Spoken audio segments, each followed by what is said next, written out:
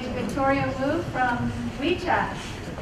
She's in charge of, everybody here is on WeChat, right? Everybody, how many people are not on WeChat already? Okay, well maybe after you hear Victoria, we'll capture the remainder. I like that. By show of hands, I want to see how many people didn't hear about WeChat before this event. And how many people have downloaded WeChat? Thank you for your support. Victoria is going to give us chapter 1, 2, 3 of what she's doing at WeChat in the US, and also tell us what's next for WeChat. So I'd like to turn it over to Victoria to tell us more. Sure. It's a great honor to be here with Rebecca and many great speakers here, and also joined by such a great audience. WeChat, for people here who haven't heard about WeChat or not familiar with us yet, WeChat is, we are the fastest growing social, mobile social app in the industry. And it is an all-in-one app to help people to connect and communicate and share. What makes WeChat very different from any other social messaging app, there are 3 reasons. Number 1 is because we're very user-focused. And what I mean by that is we offers a number of very innovative features for people to communicate with each other. And for example, when you add friends, not only you can add by ID with the traditional way, but also you can use many fun ways like shake, and also using by scanning QR code. And recently in our 5.2 release, you could also use, if you're in a meeting room or at a dinner, you meet some people who have WeChat, some don't, and you could just simply use 1 click on friend radar, and you could add all of the people there if you want.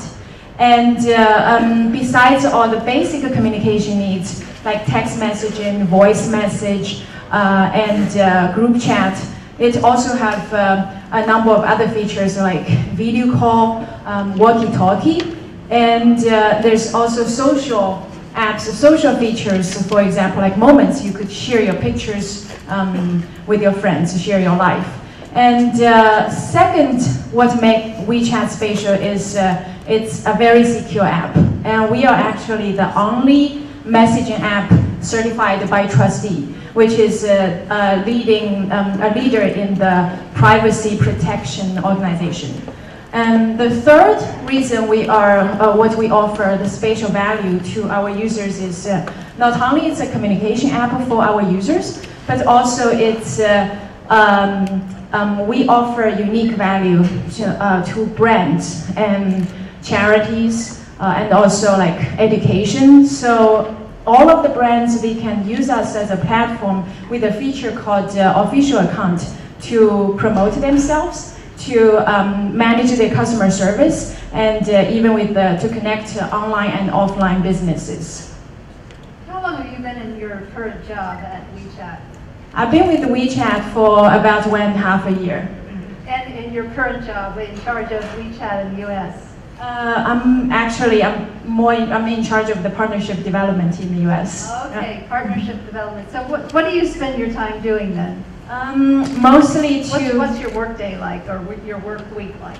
Yeah, it varies a lot, but my focus at this moment is to talk with the brand partners, developers, so both including the more influential brands or also startups, small media companies, to help them to understand what unique value WeChat can bring to them. For example, yesterday I was just at Stanford where Rebecca and I met, and to talk to some professors because they want to use WeChat as a platform to improve their classroom interaction. So they could, usually they take 20 minutes in the beginning of the class to take attendance. And with WeChat now, they could just scan the QR code and take the attendance in 1 minute. And also they could facilitate classroom interaction between the professor and the students and TAs.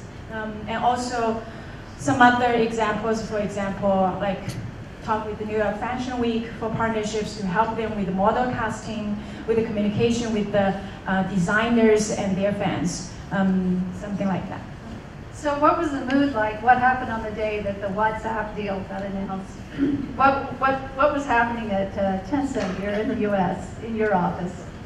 Yeah, it's actually it's the proof of how of the booming and the really high potential in mobile app industry, especially the need of mobile communication and how the mobile generation really really changed the world and how people live their lives. They want everything in their hand, and including connecting, communication, and their work, and to get information, to shop. So that's what WeChat is trying to focus on, is to offer everything in one app.